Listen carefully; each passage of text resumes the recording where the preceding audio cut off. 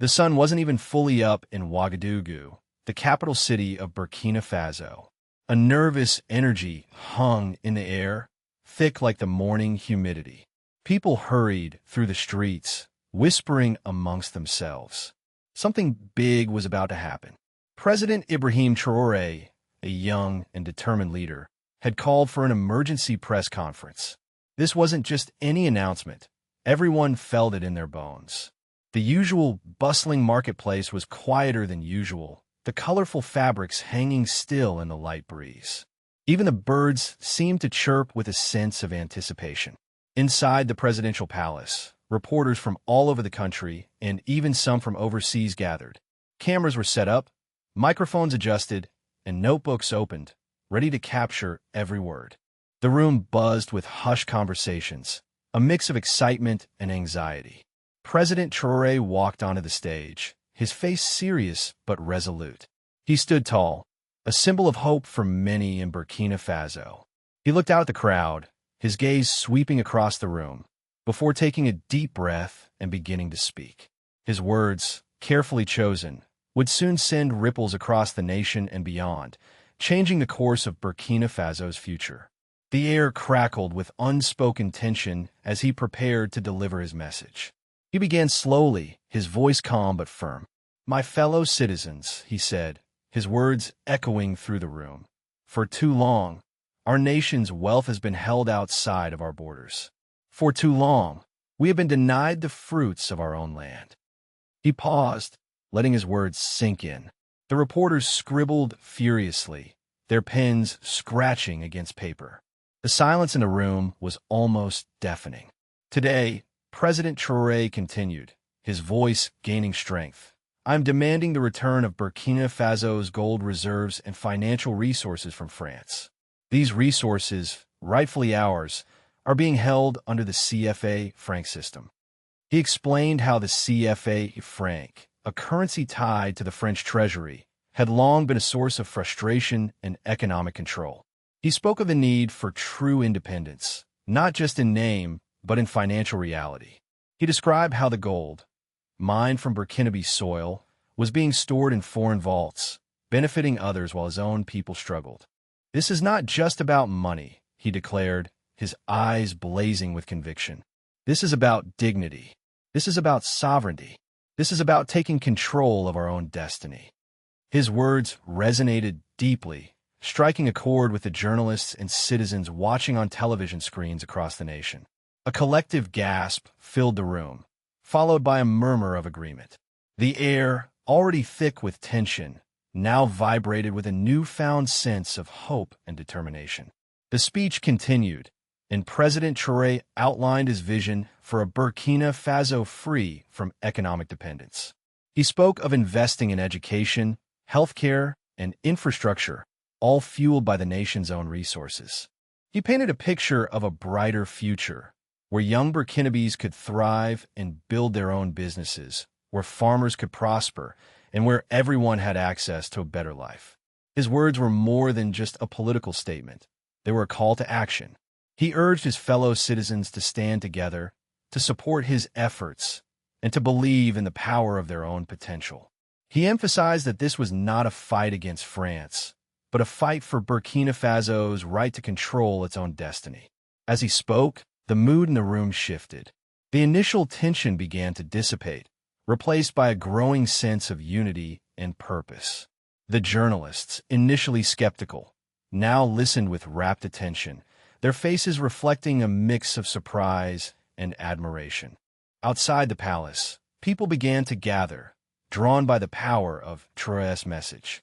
They chanted his name, waving flags and singing patriotic songs. The atmosphere was electric, charged with a sense of possibility. It was as if a spark had been ignited, setting in motion a chain reaction of hope and determination. The seeds of change had been sown, and the nation waited to see what would blossom. The impact of President Traoré's speech was immediate and profound. It wasn't just the words themselves, but the feeling behind them, a deep-seated yearning for respect and self-determination that resonated with every Burkinabe.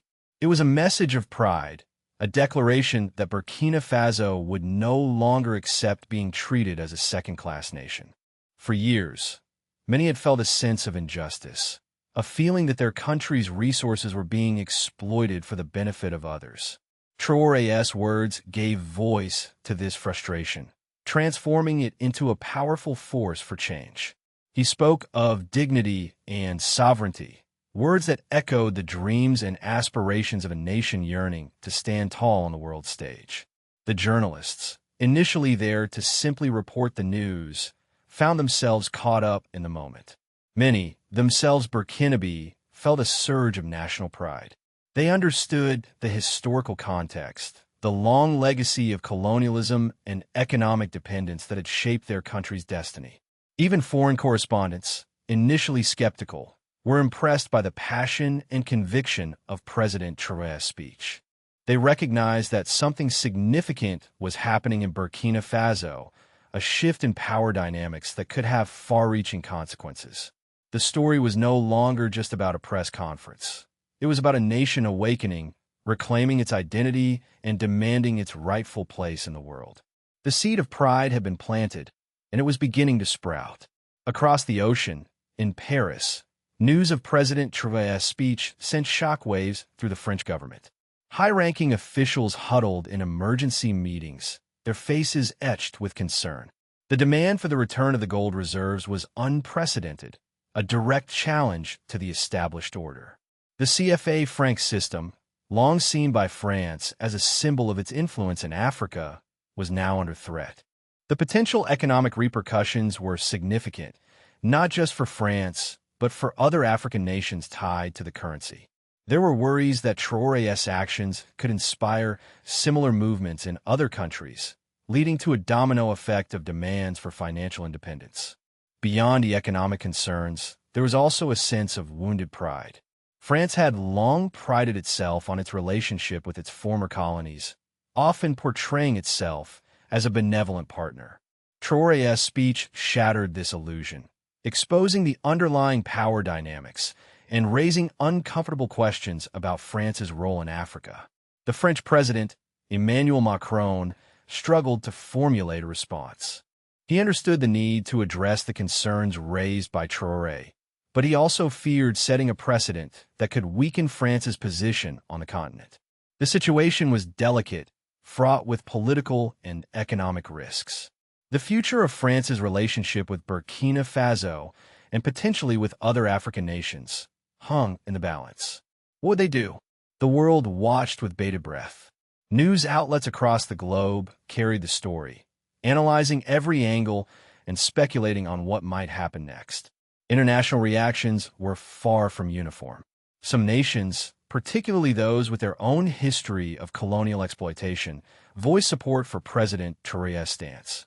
They saw his demand as a courageous act of defiance against a system that had long perpetuated inequality and injustice. They praised his commitment to sovereignty and his determination to chart a new course for his nation. Other countries, particularly those with close ties to France, were more cautious in their response. They acknowledged the validity of some of Traoré's concerns, but they also emphasized the importance of maintaining stability and respecting existing agreements. They called for dialogue and negotiation, urging both sides to find a peaceful resolution. Still, other nations remained silent, unsure of how to react to such a bold and potentially disruptive move. They waited to see how the situation would unfold, carefully weighing the potential risks and rewards of taking a position. The United Nations issued a statement calling for calm and urging all parties to respect international law, but stopped short of endorsing either side. The world was divided, reflecting the complex and often contradictory forces shaping global politics. It was clear that Traoré's actions had touched a nerve, sparking a debate about colonialism, economic justice, and the future of international relations.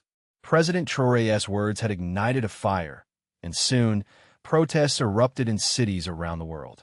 In Paris, thousands of people took to the streets, some waving Burkinabe flags, others carrying signs denouncing colonialism and demanding an end to the CFA franc system.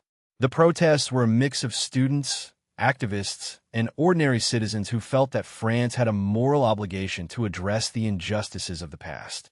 In other African nations, similar protests took place. From Dakar to Abidjan, people marched in solidarity with Burkina Faso, calling for greater financial independence and an end to what they saw as neocolonialism. The protests were often met with resistance from local authorities, but the message was clear. The demand for change was growing louder and more insistent. Even in countries far removed from Africa, people organized demonstrations in support of Burkina Faso. In London, New York, and other major cities, activists gathered outside French embassies, chanting slogans and raising awareness about the issue. The protests were a testament to the power of Traoré's message, which had resonated with people from all walks of life who believed in the principles of justice, equality, and self-determination. The movement for financial independence was gaining momentum, fueled by a shared sense of outrage and a collective desire for a better future. The world was watching, and the pressure on France was mounting. Adding to the already complex situation, U.S. President Donald Trump unexpectedly announced increased tariffs on goods from Burkina Faso. The move, framed as a measure to protect American jobs, was widely criticized as being both insensitive and counterproductive. Many political analysts saw Trump's decision as an attempt to exploit the situation for political gain, punishing Burkina Faso for challenging the established economic order. Others believe that Trump was simply using the opportunity to flex American economic power, sending a message to other nations that might consider challenging U.S. interests. The increased tariffs were particularly damaging to Burkina Faso's economy, which relied heavily on exports to the United States. Farmers and small business owners faced significant hardship, struggling to compete with cheaper goods from other countries. The move also drew criticism from within the United States. Many members of Congress condemned Trump's decision, arguing that it would only serve to further destabilize the region and undermine efforts to promote economic development. They called on the president to reconsider his policy, emphasizing the importance of supporting Burkina Faso's efforts to achieve greater economic independence. Despite the criticism, Trump remained steadfast, refusing to back down from his decision. Burkina Faso now faced economic pressure from both France and the United States, making President Traoré's mission even more challenging. He had to find a way to navigate these external pressures while remaining true to his vision for a self-sufficient and prosperous Burkina Faso. Despite the mounting external pressures, President Traoré remained resolute. He refused to be intimidated or deterred from his mission. Instead, he doubled down on his efforts to empower local communities and promote self-sufficiency. He launched a series of initiatives aimed at supporting Burkinabe farmers, providing them with access to better seeds, fertilizers, and irrigation systems. He invested in education, building new schools and training teachers, ensuring that every child had the opportunity to learn and reach their full potential. He also promoted local entrepreneurship, providing small loans and business training to help people start their own businesses and create jobs in their communities. He encouraged the development of local industries, reducing the country's reliance on imported goods. These initiatives were not just about economic development. They were also about building a sense of pride and self-reliance among the Burkinabe people. Traoré believed that by empowering local communities, he could create a more resilient and prosperous nation, one that was less vulnerable to external pressures. He traveled throughout the country, meeting with farmers, teachers, and entrepreneurs, listening to their concerns and offering his support. He became a symbol of hope and determination, inspiring people to believe in themselves and in the future of Burkina Faso. His commitment to his people was unwavering, and his determination to build a better future for Burkina Faso was stronger than ever. The journey would be difficult, but Traoré was confident that with the support of his people, he could overcome any obstacle. Slowly but surely, Burkina Faso began to transform.